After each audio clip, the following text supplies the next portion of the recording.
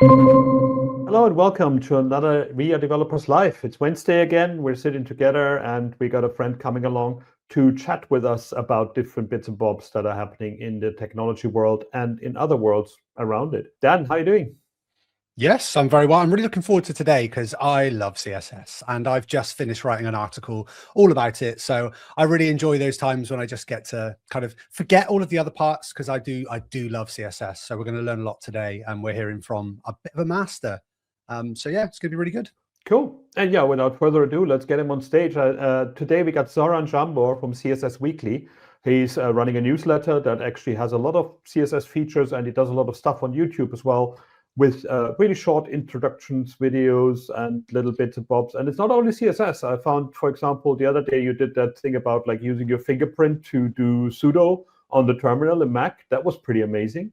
But yeah, Zoran, so where are you from? What do you do? Thank you so much for having me. My name is Zoran Jambor. I'm the author of CSS Weekly, developer advocate at Joint.js, and I'm from Croatia. I've been working on CSS Weekly for ages now, and I really love everything around CSS or technology in general. So that's in short about me. Yeah, it's so interesting to see CSS going places now. The other day I just basically started to edit something and it just started with an add layer, and like it looked like programming language kind of now. Like a lot of people can make it look very complex, like variables that inherit other variables. And I love when CSS was just like very simple, every line explained itself. But by now we can do incredible stuff with it, and it comes with a bit of complexity, but it's fun because developers, like real developers that do Java and other boring things, kept telling that CSS is horrible. It's not a proper programming language because it seems too simple. Now they complain that it's too complex. So we cannot help them, can we? No, there is no step between. It's just either too simple or now it's way overboard. Yeah, and I love that. I mean, the weird thing though is like with the complexity that it has right now, it still becomes problematic to debug it, because I mean, when you get a complexity of like inherited things from other bits, and we have like mix-ins and these kind of things, you would want a console where you can actually look up the changes, or there's scripts you can slow down the rendering and see them bit by bit how it comes, and you can use the performance tools in the browser for that as well. But it feels like the insight into CSS was never there, and that confused a lot of people. Like it just applied itself and then it was there, and not like there was no like step debugging that you could do with JavaScript. Yeah, I mean, browser developer tools do a lot of work for us in that area, so I think it's pretty good. But the flow that you mentioned that we have here now, variables inheriting variables, like that is really difficult to figure out and debug. And I found that developers oftentimes just overcomplicate things for no good reason. Like instead of having a complex CSS function, maybe you can just flat out do a couple of lines and handle that thing easily, simply. And in terms of maintainability, I think that oftentimes is a better approach to just go with something simpler, even if it's not just the hottest and newest in CSS. I see it the same as like public speaking or like writing as well. Like people always try to hide behind very clever terms and very expressive things and show that they're more intelligent than they are. But writing simple and easy to understand is one of the hardest tasks. At the same time, it makes you feel less arrogant. And I see the same with code. Like if it's 3 lines that actually explain themselves rather than one ternary expression that has with like 5 nested if statements in it where you have no idea, it's probably a better idea to do the 3 lines. Yeah, I absolutely agree. I went through that phase as well. Back in the day, I started doing that, like just, oh, I can do this in 1 line, not in 3 lines, like you said. And eventually you figure out like there's no point in doing that. Like developer that comes after me is going to have hard time understanding that. I'm going to have hard time understanding that later on when I jump into that code, and the upside is what? It's fun when you have people that seem to be on another level. I mean, I talk a lot with Anna Tudor, and when she does CSS stuff, it's just mental math, arithmetics. And I'm like, okay.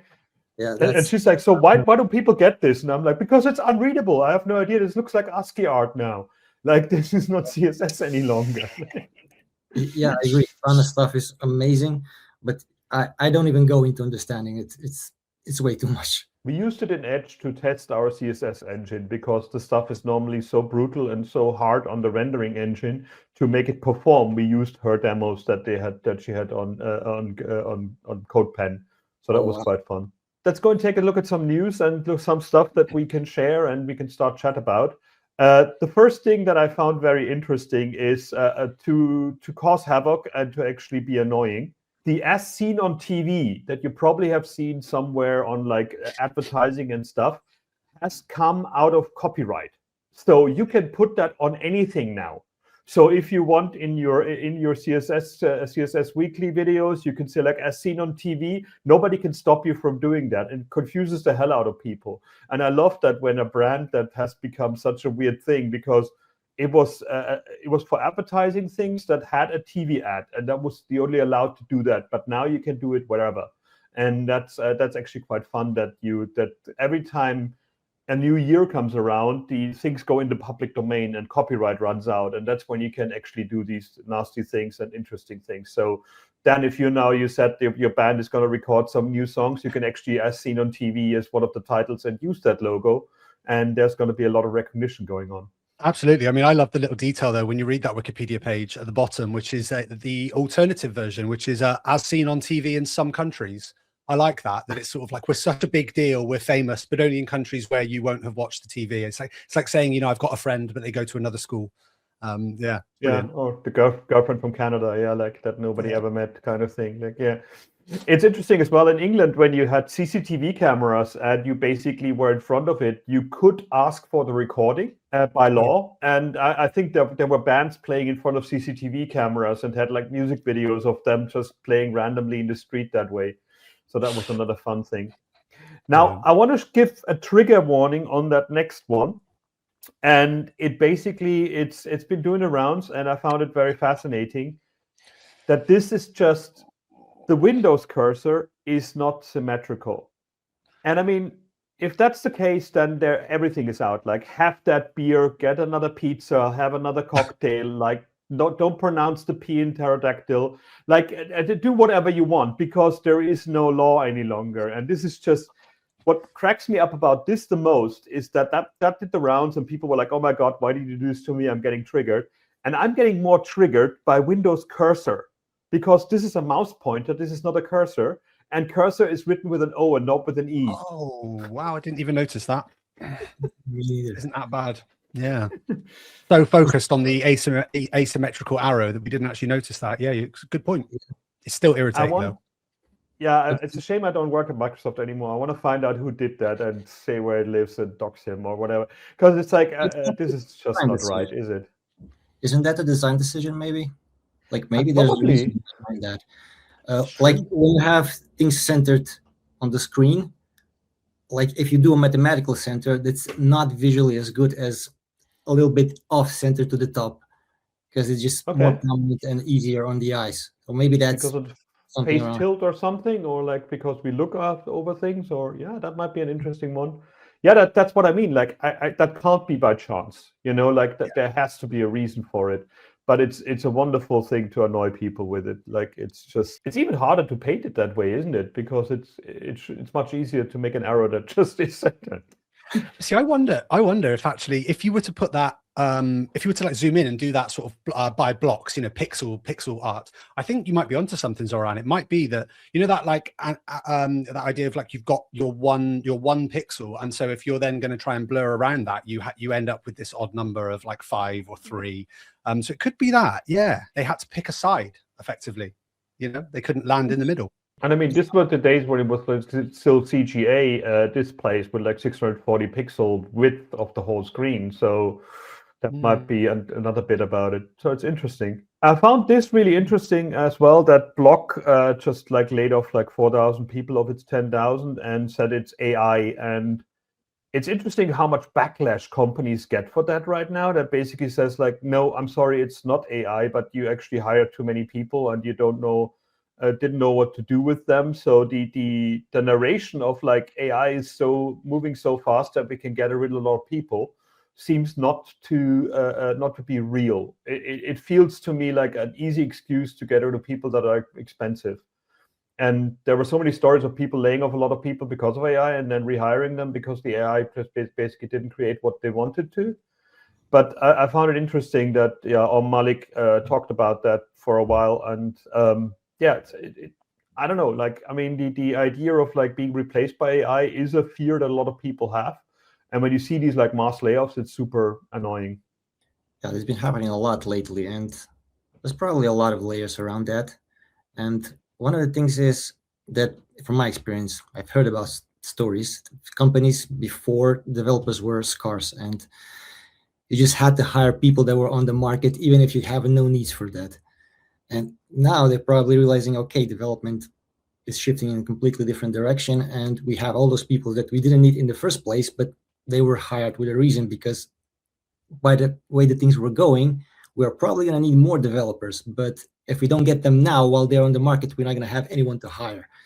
So I've heard stories that there were teams in the company that had nothing to do. They were just hired, and you do whatever you want. Once we have projects for you, we're going to give them to you. But right now, you're just going to play on your computers whole day, and we're going to give you great salaries for that.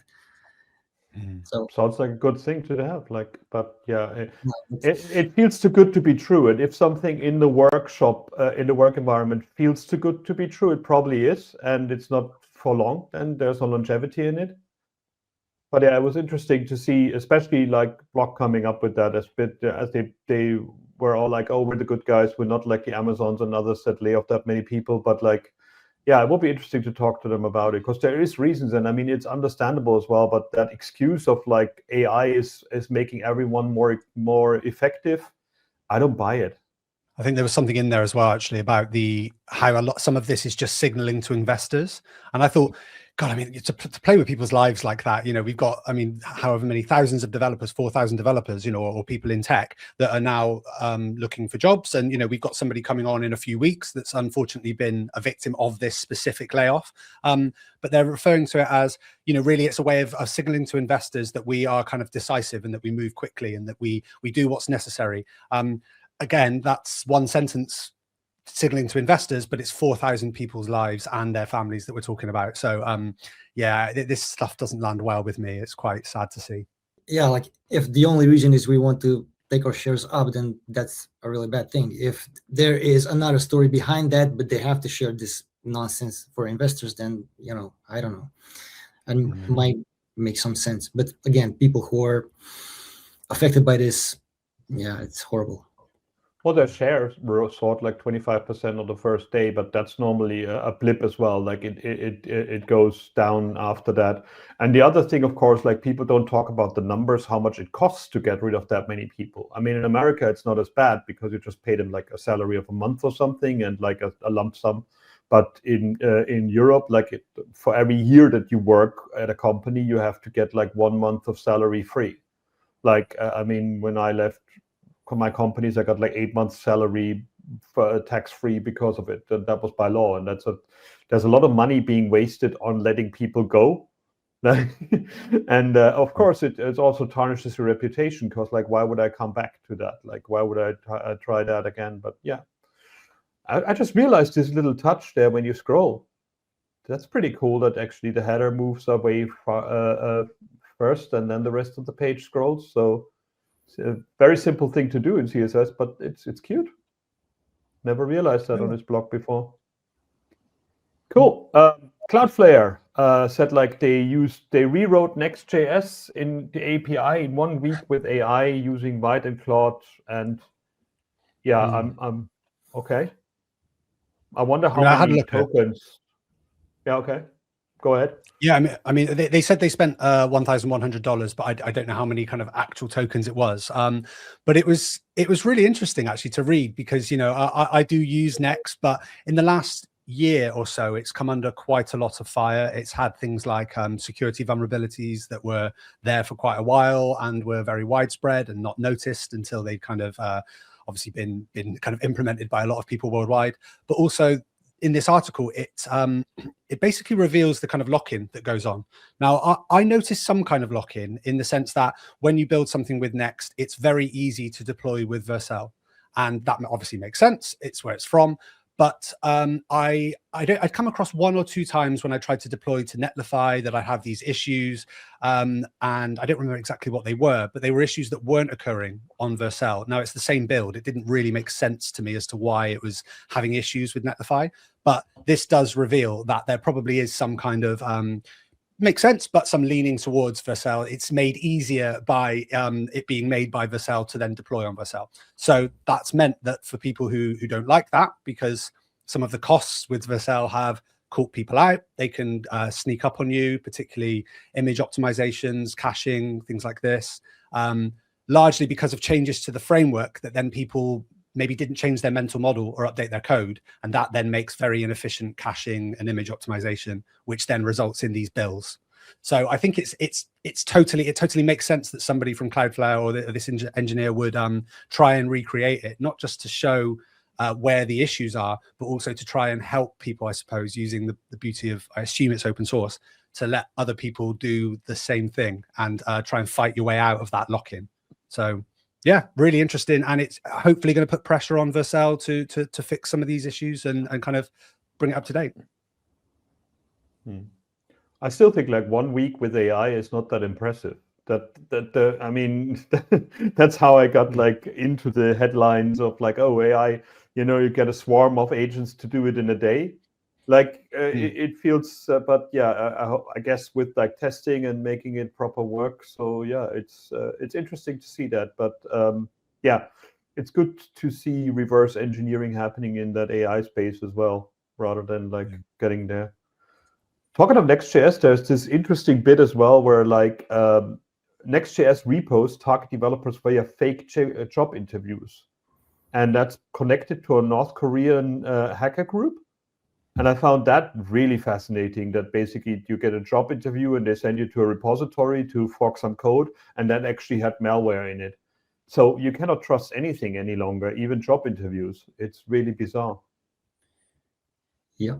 I had not this experience, a similar experience recently where I was just looking at the job postings and there was a great job listed. I applied on LinkedIn, got a message from whatever the person from that company. Okay, we're gonna move to interview stages. Wonderful. And first stage is a short interview with the AI to get to know you. Like, why would that be AI? And then I started digging into it and I realized that they're just using fake job listings to train their AI models. Yes. Oh wow. Use case around jobs or employment or whatever. So that's just, yeah, you can't trust anything. But that we have here it's pretty wild. And if you're in the market, you lose your job, you're gonna want to do the interview, and it's a question if you're gonna actually look into that and explore in detail, is that even safe? Yeah, and it's kind of a new attack. Schneier on security, like one of the oldest security blogs out there, basically said like he's never encountered that before as well. So it seems like there's a special interesting thing. I mean, we had like fake LinkedIn accounts, job listings for quite a while. And sometimes it's tough because you actually get job in large companies, you get like, okay, we need 5 people. So here's the job description. And you give them a job description and then it goes through HR and comes out completely different at the end of it, like with things that you didn't expect. But then a week, by the time the first people answered, some new director would have come in and the jobs are gone again. So it's a fickle thing. Like that's why in WeAreDevelopers, we don't have paper job listing anymore, but people can post as many jobs as they want to with their member, because we realize that it can change all the time. But like, who would have thought that LinkedIn would have one of the biggest struggles they have is making sure that it's not fraudulent bots being there rather than people. Interesting. The other thing that came out is Nano Banana 2. People going crazy about it. Haven't played with it yet. It seems like there's a lot of interesting stuff there, but I'm kind of like, I'd rather paint something horrible in Photoshop than have like the perfect thing anymore. But I guess we don't have time to do that all the time. How about you, Zoran? Do you generate a lot of stuff with Gen AI, or is it mostly concentrated on the code? Yeah, I mostly do it manually in Affinity, but I played around with it. I actually used one of those, not Nano Banana, don't remember what it was, to create a cartoon from my daughter's drawings, which was pretty great and a nice use case. And I had on YouTube, like I'm using vidIQ, which is a plugin for YouTube, and they are offering you ability to generate thumbnails. So I tried that out, and they just used my image from the video to generate like this thumbnail image of me, and I see that it's off. It's not me, but I can't figure out what's missing. So it's crazy good. It's not still perfect. I don't know. Yeah, but I mean that's already the disenfranchisement when you see yourself on screen for the first time, isn't it? Like when you see your own videos and you edit your own stuff, you're like, that's not me. I don't sound like that, because your head vibrates when you talk, and when you just hear the recording, that vibration is not there. So you always are more high pitched than you really think you are. Like but yeah, I guess that's another level to disenfranchise themselves. So does it automatically give you like a shocking expression, like all these YouTube ads will CSS can do that, or things can do that? Yeah, I don't know. I think you have to give it a prompt. I didn't do that. I don't like doing that, but if you look at the numbers, it works. Like people are drawn to that, they notice that, and that's why you see that on YouTube, because generally speaking, people do what works and what gets you the views or whatever watch time. And yeah, it's unfortunate, but I guess it's part of a human nature that we are drawn to people who have expressions that are outside of the normal expressions. Now here's a nice rabbit hole that I gave Dan the other day, like because I listened in the car and then on some good headphones. I listened to Jimi Hendrix for the first time on some good headphones. I'm like, holy crap, where do these sounds even come from? And this one explains it, that basically he used his guitar as a synthesizer. Or Dan, you over to you, because you understood probably more of that than I did. Yeah, I'll be honest, quite a lot of this went over my head because it's very much down the kind of science of music. But to give the background to this, I know, Chris, we were talking about, in the backdrop of so much AI content and so much slop, that we were talking about this idea that like it's actually very difficult to kind of, like you were saying then, Zoran, it's very difficult to explain what it is that's the human element in something, but you know it when you hear it. And when it's not there, you know it when it's not there, right? You feel something feels very kind of robotic or digital. And Jimi Hendrix is a really good example of a guitarist who you could not make that with AI. You could get someone to mimic him, the sound, but also this article shows on a kind of sonic, scientific level. But there also the things that he was doing, he was effectively playing with feedback, which you're only going to get as a human being, if you're kind of stepping towards the amplifier. So again, you could add some digital noise, but you couldn't actually recreate that. You couldn't recreate the Jimi Hendrix experience, literally, with AI. So this article was great because it does go into kind of why, and a lot of it is about him doing things that are wrong, or using noise, using things that you shouldn't, quote unquote, use, and that he effectively just stepped outside of all of the rules of like music and guitar and just did whatever he wants. Something that, to loop it right back, AI will never do, because it can only copy things that have already been done and then look for the rules and follow them. So yeah, even though it seems like a tangent, this article, it's kind of trying to get to the bottom of what is that human element that we can recognize, even if we don't know why we can recognize it or how. Yeah. It's amazing in audio production how much of it was chance or an accident, like gated reverb, like people forgetting to turn off a mic on top of the drummer, and then it became part of every song. There's a great YouTube video. Just look for gated reverb, and it's incredible. It's quite fascinating. Yeah, and I think sorry, I just want to finish up on that very quickly, actually, Chris, and just say that we're now seeing that trend in music a lot, where actually, because of AI music being very polished, that people are doing things like recording vocals in a room without any soundproofing. So you just get the feel of the room, because again, we're going to know on some level, oh, that feels human. That's not an AI plugin. So it's really interesting to see how this kind of cycle takes place.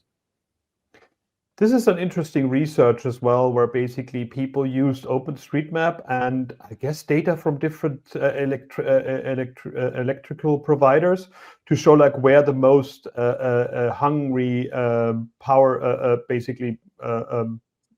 data centers are. and basically the ones that actually spend the most amount of data out there. And it's like, yeah, it's one in Oman, one in China, and like lots of them in America. And I mean, it's a problem. Like people actually live next to data centers that actually are powering the AI stuff, and they don't have any electricity for their houses any longer. So that's why companies are now being asked to come up with their own data centers and their own electricity centers. And it's going to be interesting to see that. But I found the research behind it. Like if you go to 404 Media, you can read up on like where the data came from. And a lot of these things are not officially listed. So that's an interesting bit that OpenStreetMap allows you to get that kind of information that you don't get anywhere else. Another little cute one, Neil, I tried to get him on the show, but he's not happy to actually be public too much. He just wants to do more fun things. The Size of Life, that's basically a site that just goes from like the smallest to the largest bit. What I like most about that is that it looked like a Flash page back then, but it's all CSS and HTML. And I love how beautiful these things are nowadays, and how you can stream them, and how you can make that information just beautifully displayed. It's just gorgeous. He never misses. And Neil.fun is always like, it's every single website that he's put on that page is amazing. Yeah, it's so well done, so nice, amazing. Yeah. And I mean, the old person of the web to me is like, oh, well, shit, these are all PNGs. So we have to put like the fix for Internet Explorer in there to support the transparency on PNGs. And you're like, no, Chris, we don't do that anymore. It's actually fine. But yeah, it's a fun website and a fun little thing to just play with. I love that. And yeah, he does a lot of this stuff. Now, going to like some tips and tricks, because we've been chatting a lot. I just published this one, and it fascinates me how many people didn't know about it. Like there's so many people that talk about like going back to HTML, CSS, and JavaScript, and like it's so hard to find hosting. And you're like, no, you got GitHub. That's where you actually have your source code, and GitHub pages, and also I guess GitLab pages, or also Codeberg pages, and they're all kind of a bit different, but I guess all of them allow you to host HTML, CSS, and JavaScript. And this is the simplest example where basically you can display the HTML, CSS, and JavaScript executable, but at the same time also show the source code on GitHub pages without doing anything else but this Markdown file. And yeah, you can then click on the thing and that you test it out, and the other one is basically just showing that code color coded, and then you can use templates as well. And style them yourself. So on our magazine, I've got a more in-depth article that actually explains how to get started with hosting HTML, CSS, and JS on GitHub. Of course, if you host it on CodePen, people can edit it as well and fork it and go further with it. But I love that actually, in this case, you have connected the source code with the example, so you never get out of sync. That's the main thing. If you don't start on CodePen like Anna Tudor does, she doesn't use anything else but CodePen. I think this is a very easy way to get started. And the documentation of GitHub pages is good, but it sometimes feels a bit overwhelming. That's why I did a bit of step-by-step example there. And it's amazing how much more we can get into 11T and Liquid. And next week we're gonna have Kitty Girodel here, and she's going to talk more about that. But I find it just fascinating how many people just try to find a solution where there's one right in front of you.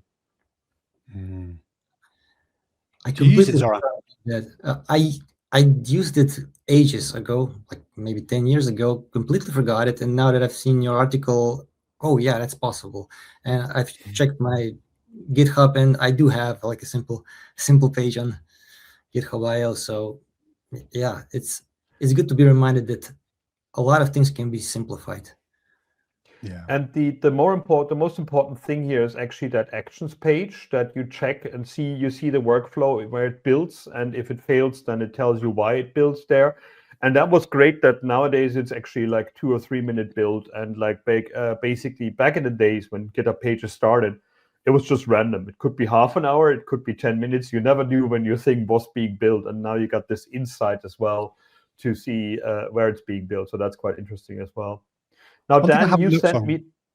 So just before we move on, Chris, on that, just a question. Do we, because I know you can deploy your different branches. Can you deploy them as multiple pages? Because I've only sort of tried on one repo to sort of build one GitHub page, but you can choose the branch. You can choose the branch, but you cannot have several GitHub pages. Yeah. It basically, GitHub pages has one branch. There is a way in the repo to actually have more detailed branching. So it might be that it's there, but I haven't looked into that one yet. Like you can write your own actions, and that probably deploys somewhere else. That might be that there is a chance to do that.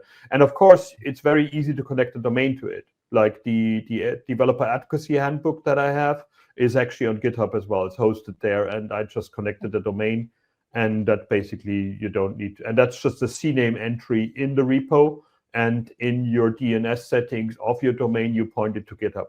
That's as easy as it is to have a custom domain for that. And yeah, Dan, you sent this one to me, which again reminded me of Leah Varou's, like back in the days. She did this just the Leasus thing.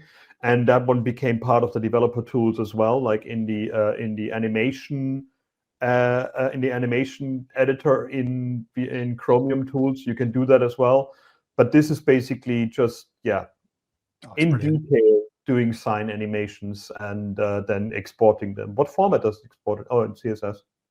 Yeah, I know you can get Swift and Objective-C. Yeah, I think that. I mean, if you look at the CSS, that's a really good example of why this needs to exist, right? I think that yes, it is readable, it is writable, but it's just not fun to do. And I think the other thing is that I'm a big fan of kind of these types of details, but I say that with a sort of asterisk next to it, that with a caveat that I try to use them as little as possible when it's web work, because I think that they are generally unnecessary and obviously the performance issues. But I am a fan of taking things that are quite technical and work across different sort of mediums. Like we do this with code, but it's also something we do in video with After Effects. And you quite often get into, if you do anything like motion graphics, you get into using what's called the graph. So you can handle the kind of, the fade out and how fast that happens. But as you can tell when I'm talking about it, it's quite technical and fiddly, whatever you do it on, whether it's code or software.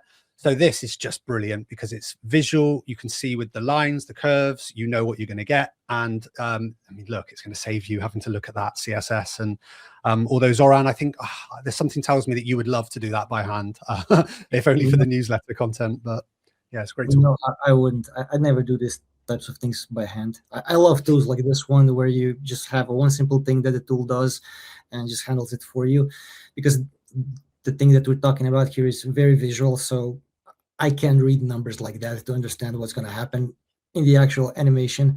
Like probably there are people who do that, but yeah, I would just play with that and copy the code. Love that. I realized the other day as well, like if you go to preview, that you have the arrows as well in preview, and they just started being bouncy as well. So if you, let me try that, the markup. And you used to just have a chance to paint arrows on the thing in preview in Mac. But now if you go there and you go in the middle there, you can actually make them bouncy as well. They're not straight anymore. And that seems to be a new Mac OS thing that I haven't found it in month. Probably that's the other option. But it's really good that it's in there as well. It's interesting. Cool. Another thing that I gave Dan a few months ago, basically, which is fascinating, is Mole, which is, of course, not working anymore. Like, try that again. Wow.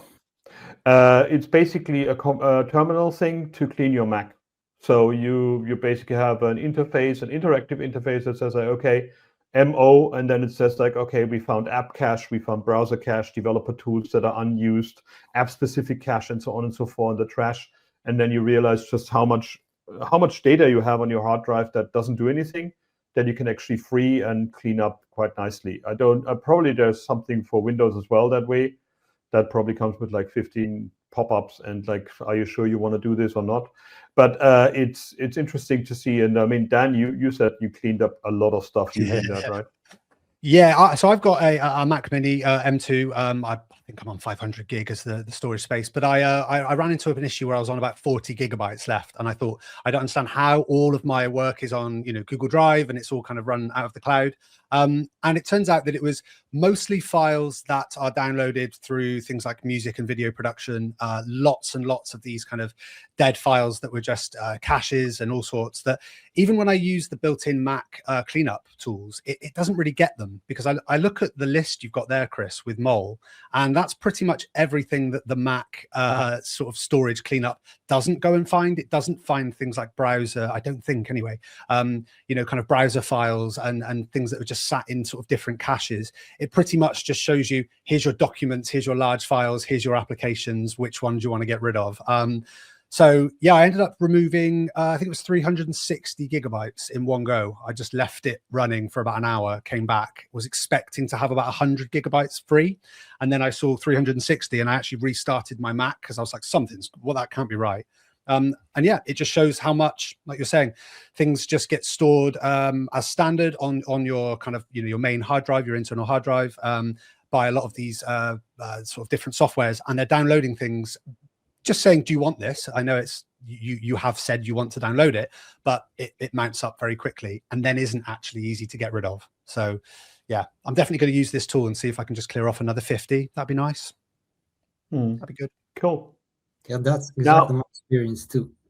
I tried this tool and I ran it on my code directory, and I have like maybe 20, 25 projects in there, and it cleared up 15 gigabytes of node modules. Like, that's, how's that even possible? Yeah. Wow. Folders. Yeah, I mean, also the Git commands, like when you have a Git repo in something, there's a lot of hidden files that you don't see that actually amount to a lot of stuff. The worst thing you can do is actually put a Git repo inside a Dropbox folder or inside a OneDrive folder, because that's a massive like erase condition just on your machine to slow it down. It's just really brutal. Oh, yeah. So we have a new feature, or like newish feature on this show that that I don't know, Zoran, if you actually realized. It's called Fake or News. So we have like 10 headlines that I either made up or that I found for the newsletter. So we go through them right now. I asked the both of you if it's yes or no, and people can play along as well if they want to at home. And we're going to release that later on YouTube to play as well. So let's play Fake or News.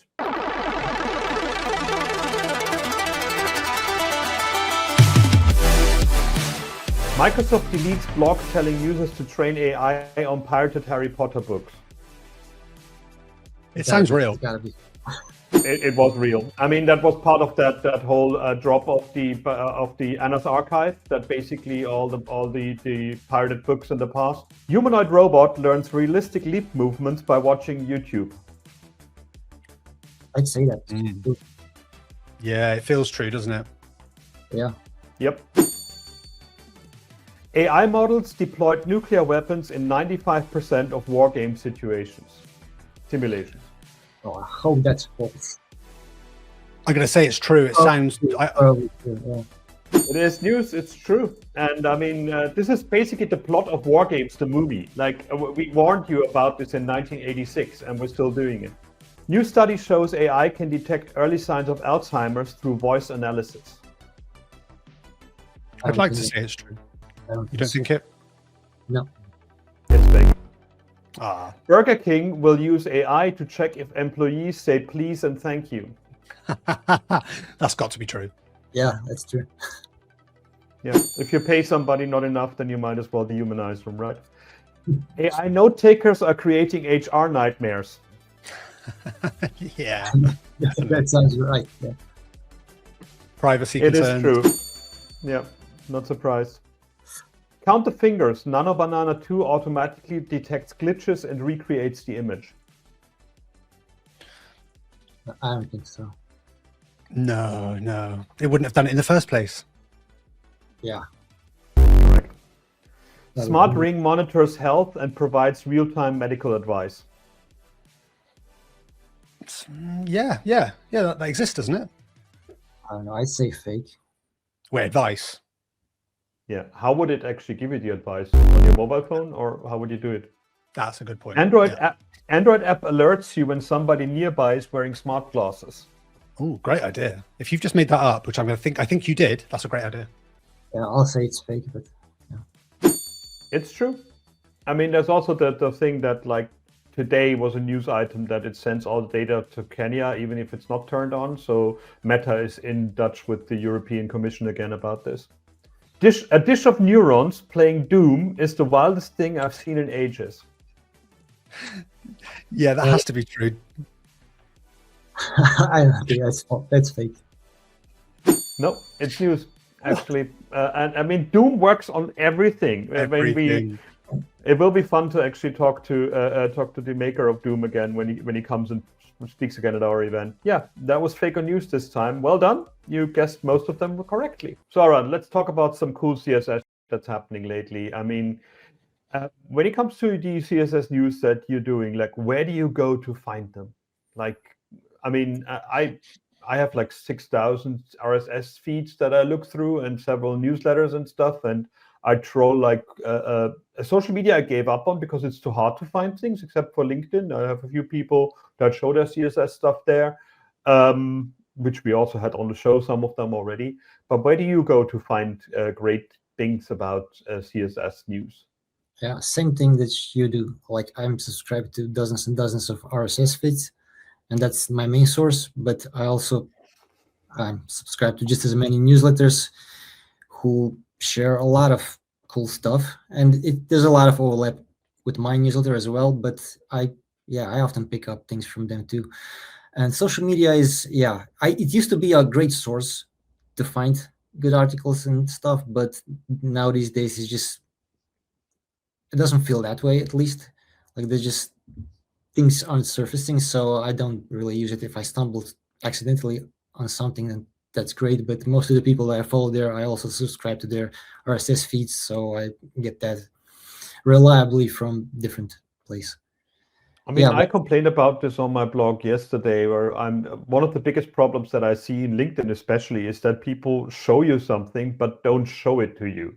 They basically they have a video of it and then they're like, oh, comment banana, and then you get a DM from me and you get access to the thing, and you're like, this is wasting everybody's time. And like, I mean, why would LinkedIn want to have like 6,000 comments saying banana? Like, what's the point of that? I know that you pay that influencers are being paid by interaction now, by making interactions happen rather than just views.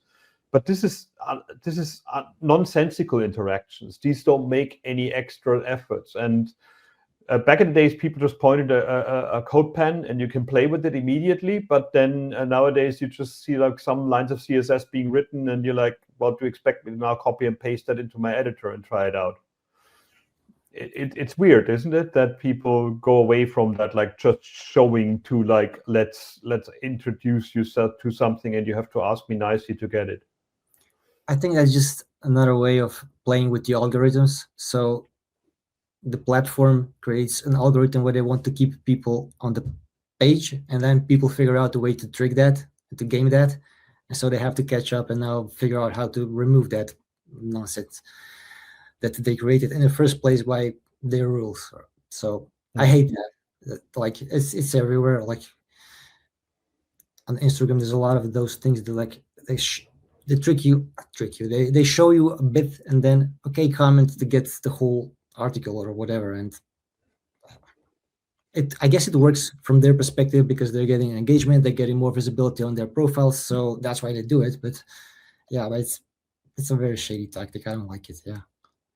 I do think, looking from this angle though, just that there's two sort of things happening, aren't there? I think, Chris, like you said, you've got the influencers that are doing it that are more about the exposure and the personal branding than actually trying to show the useful CSS tricks. And then we've got people like yourself, Zoran, where I think, you can see that right in the content that people make. If they've gone for a deep dive on something, or they've really explored something that's actually going to be, have like real uses for people and there's a real benefit to it, they're the people like yourself that I think grow that audience. And the newsletter is having a bit of a revival, right? That it felt like there was a period where it had died off because social media took its place, but maybe because there's so many people on social media now, the newsletters come back because we need to know who we can trust. and who's going to give us, like you, a deep dive, and who's just going to kind of dangle something and then say, comment nano banana if you want it. Yeah, it feels that to me. Yeah, that's a great point. Like, I don't see that in my numbers. I think we're in the stage where AI is taking over newsletters, but people are going to get information from AI. They don't care about the source. Like, you just give me the too long didn't read bit. But yeah, hope that is right. That people will, well, once they get bored with AI, once they figure out that they cannot trust it, and that is the thing that I've noticed with myself, that I'm becoming way more distrusting of things that I see. Like, even if from reliable sources, and now I'm just first have to figure out, okay, is this real, or are they just generating this in AI and I cannot even trust it? It's how the stuff is hallucinated. And yeah, and when you play with the AIs, in specific, like in CSS, it comes up, it hallucinates properties or values, which is ridiculous. People who don't understand what's behind, or don't have the knowledge of CSS, like, they're not going to be able to figure out that this makes no sense. So yeah, like, I think that not right now, but maybe with time, people who can be trusted will gain the upper hand. Like, we're gonna get back to that, because I don't see any way around it. Like, if you cannot trust AI, and you can't, then you have to find people who you can trust. And that's why, first and foremost, if you build something, if you work on something, then, do it authentically as you, because otherwise, like, what's the value in that? I can get everything from AI. I want to see, Chris and Dan on screen talking to me, and not some AI nonsense, or AI voice for that matter. Yeah, or like AI voice generated from your voice and from your video. I've seen a lot of people like generate like instructional videos with AI from themselves, and as you said, like, it feels kind of glitchy. There's like something is really off about it. Yeah, and it's getting so good that you can't really tell what, but you still feel that it's off. That's my experience, at least. And yeah, I don't know. I mean, I've seen people that use it to translate their voice, and basically record a video in English, and then just say like, okay, the Chinese voice is synthesized, but it looks like me speaking Chinese. Yeah, I mean, this is great, of course, but at the same time, I still feel it's like disingenuous. It's like not trustworthy kind of thing, because like, no, I mean, then people ask you in Chinese, and you have no idea of answering. That's a good point. Like, YouTube does this automatically. Like, they translate the audio now to, like, I don't know how, like 20 languages, and I have that on my channel. And I actually didn't look into stats, but I had some people commented that I should just turn that off, because it just sounds completely wrong in the translated language. So like, it's gonna get better with time, probably, and you do reach more people, I guess. But yeah. I mean, there are markets where it's important. I mean, China is probably one of them, because it's so different to the languages in Europe. But I think the other thing is also a lot of German people look for German content, or French people look for French content. So that might be one thing where it's interesting as well. But yeah, it's fascinating that people go for that.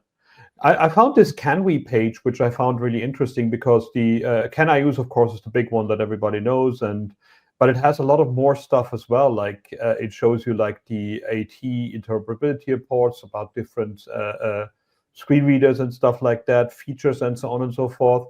And I found that interesting. Like earlier when we showed the easing thing, I was actually wondering, and I don't know, I haven't looked into it, but I mean, the whole WebKit, O, and Mozilla prefixes, that seems to me like not necessary anymore. Is that just something that they do for safety reasons? Because if you have a Firefox that still needs the mods prefix, that's like 8 years old.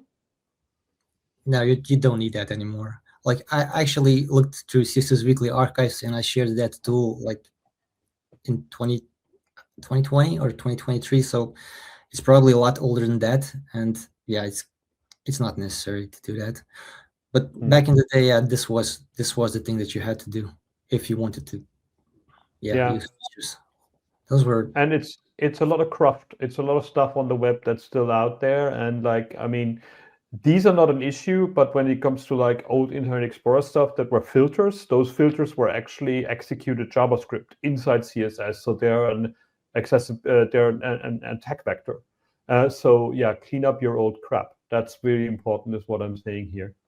Yeah. Now, the interesting thing about CSS that I found lately, and you had a few posts on that as well, is that it got away from like these in-depth posts about like, here's how to do things with CSS, and this is the weird numbers that you have to do to get the font sizing right from one header to another, and like here's some calc thing that is completely inexplicable, to like interactive elements becoming now stylable. And this is now the big thing. And this cracked me up. I saw this in the newsletter this morning.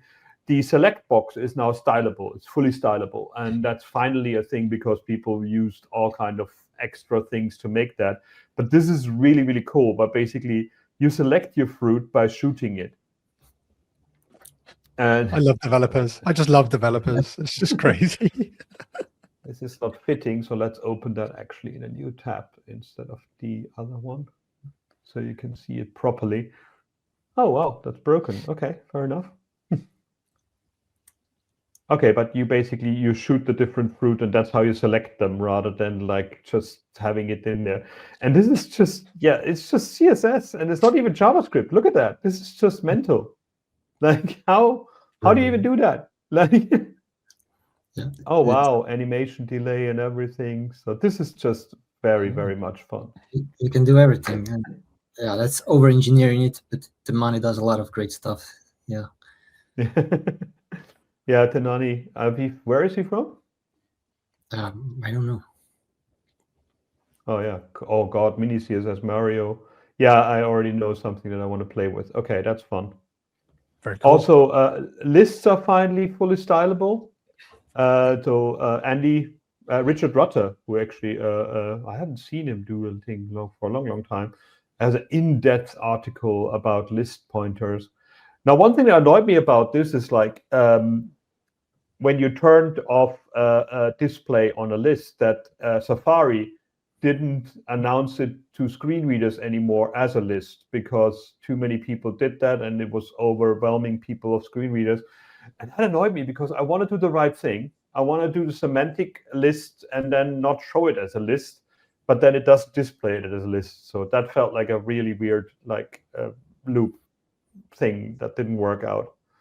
But yeah, there's it's amazing how much detail you get into all these things. And that seemed to me, I don't know, do you get the same feeling that over the last few, let's say a year, CSS got more into the giving us stylable components natively that are more detailed, that give you like more granular access to list items, for example, than we had before?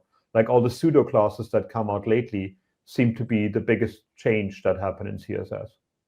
Yeah, a lot of these things came out recently, and I love that. It's really great, and it allows you to just remove a whole bunch of code that was used to work around the issues, like with lists, for example, if you wanted to style it properly. And I think you still have to, because it's not supported in all browsers. But like you said, you have to remove it, and you have accessibility issues. And now the browsers are, I guess, catching up to our use cases and are actually implementing things natively that can easily be styled and used as we actually use them on web.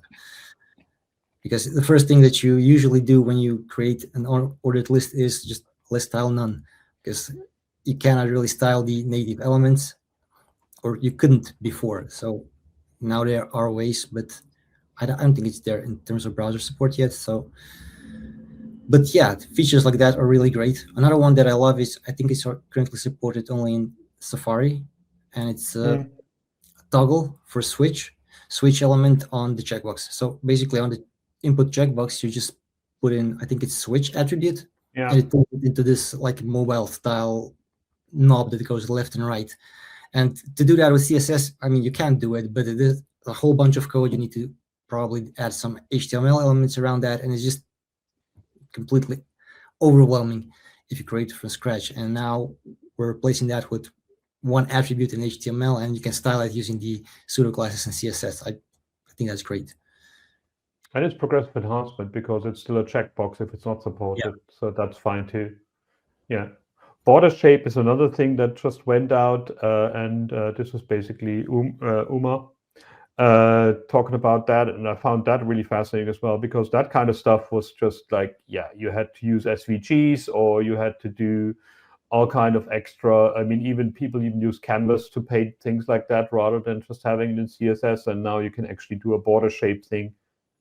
And border shape versus corner shape. So really lots of detail there. That's interesting to see. I remember the old days on that. I was just thinking, seeing those arrowed kind of menu items. Like, I remember doing it. I'm sure you did it as well. You know, the old PNG kind of doing it in Photoshop, putting them next to each other, and then those little arrowed kind of bits were just like spacers, you know, that you would kind of put as a slice and things on Dreamweaver. It's just, but I always loved the visual of that, and was always quite frustrated that you couldn't, or it was very difficult to actually make them hoverable kind of paths. Because Chris, I know you mentioned in the past you did something, was it with a map or something, and you had to do sort of different clickable sections of an image and make them down to the pixel. And I remember seeing that specifically when it was very unusual shapes with clickable sections, and I never understood how it was done, you know, because this was 2004 when we were still using like, GIFs, and we didn't even have, I don't think, transparent PNGs. Yeah, this was that irregular shape rollover that I did, where I'm using Canvas to actually recognize the mouse position and see if the color under it is has an alpha channel or not. And this is basically how to do that. So we used to do that with image maps, didn't we?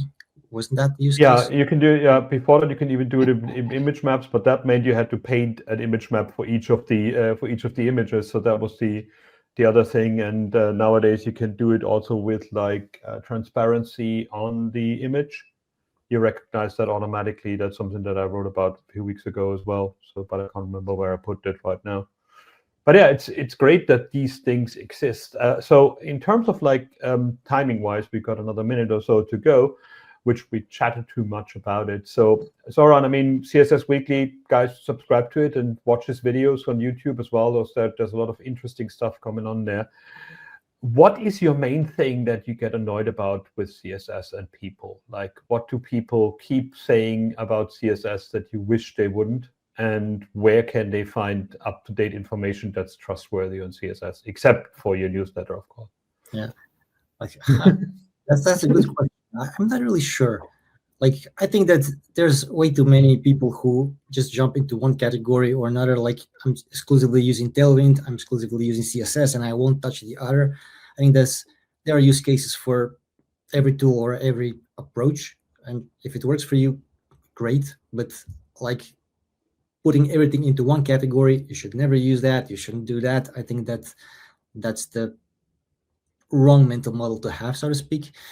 And in terms of finding good content, I'm not sure.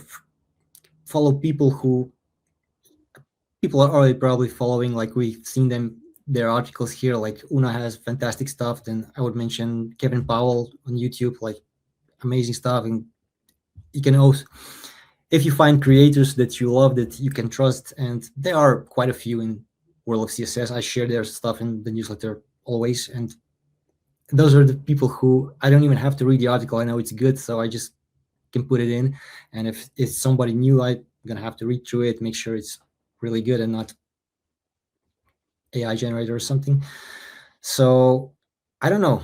Maybe we're seeing resurgence of newsletters, but a lot of people are gonna look for at least basic information in AIs by just chatting. And yeah, be careful about that, or at least get some knowledge about the underlying topics about CSS or whatever it is you're looking for, to understand if what you're getting is actually good, or if there is a newer thing that you can use that would better handle the case that you're solving. What is one thing in CSS that you just don't grasp that still is like a problem to do in CSS that you wished it would be possible on the web? I don't know. There's so many things in CSS that I still haven't properly played with or tested, that probably everything is solved. Like, I don't have that many use cases that would be just, okay, I don't know how to do that, or there's no way around that. Like I mentioned before, I love those tiny little features that are easy to just add into your projects existing. You don't even have to worry about fallback or anything like that. Corner shape is a great example. Like, we're just getting nicer borders, rounded elements that just visually look better. And I think that those enhancements are really great, and I love everything around that. And there are also those complex features like containers and whatnot. And I think that a lot of people still going away or are shy about trying it out because it just seems overwhelming at first. And like, I had experience with people telling me like, oh, I don't use CSS Grid. It's too complicated. And that's out for ages. And people are still like, you know what, it doesn't seem like CSS, because in CSS you have one line of text and that's it. It does what it needs to do. So yeah, I don't know. I guess maybe we need to more authentic content around simple topics, showing people how to do stuff, not like an in-depth guide, but like, okay, this is a quick tip of how you can use CSS Grid in this particular context. I mean, I love that, and people respond pretty well lately to those types of things. I mean, probably attention spans are growing shorter, so it's difficult to drag people into a deeper article or a video, but yeah, that's an interesting challenge to solve. Yeah, color spaces. I'm completely what is that even? I'm just okay, LCH, whatever. I'm like, okay, this is something, please. I mean, I found a good guide for that, basically go through, but halfway through I'm like, why do I care? But it's an example, like, yeah, I get like HSL is really great. You can easily tweak the lightness and saturation, but now you're getting a whole bunch of different formats, and each one has a very, very specific use case. And this is going to be visible only on specific monitors, and you have to spend like 5,000 euros to get that kind of monitor. So can you even test that then? That's actually a good point. So we're getting into the world of graphics, like t-shirt printing and things like this, where you send sort of a design off and they say, sorry, it's RGB, we need it in CMYK and 150. Yeah. We're actually getting into that world, aren't we, where we used to just have hex and RGB and Yeah. Well, we got there with Retina or high DPI monitors, where we actually need two graphics now for people with normal stuff and people with new stuff. So maybe we're getting there with colors too. Yeah, I remember the first time I had like a high definition MacBook, and I did a screenshot, and I basically was like, okay, 300 by 200 pixels, and it was like 1200 pixels, and I'm like, why is that so big? And it's like, oh yeah, because under the hood it actually is 4 times the resolution, and you're like, okay, that makes sense. But yeah, tricky to get through. Well, I mean, Zoran, this was great. Like, we can do that again if you want to, because we have so much to talk about. This is really fun. And yeah, any last words you have for our audience, for our live show audience, what to do next and where to get excited about? Well, yeah, check out CSS Weekly, check out Join.js. I'm a developer advocate there, and we're going to be creating a ton of content around that. So if you don't need a diagramming library, you probably will at some time. So check us out. And it was a pleasure talking with you, and thank you so much for having me here. Cool. Any last words from you, Dan? Yes, just to say thank you very much, Zoran. We love talking CSS, or I do anyway, and I know Chris does as well. So yeah, thanks for joining us. And that gives us a nice bit of inspiration, and it's timed well because we've got an article going to be on the magazine this week with some overflow tools, which we couldn't fit into the newsletter, and they happen to be CSS and visual design tool generators. So yeah, keep an eye on WeAreDevelopers.com for that. And of course, follow Zoran on LinkedIn, etc. Now I'm doing your job, Chris. Back to you. Yeah, no, I'm not going to do that. Thanks very much for watching, and we see you next week, and we see you in the newsletter on Friday, and yeah, on and so on and so forth. And look at Zoran's YouTube, because there's so much to learn. Thanks very much. Bye-bye. Bye-bye.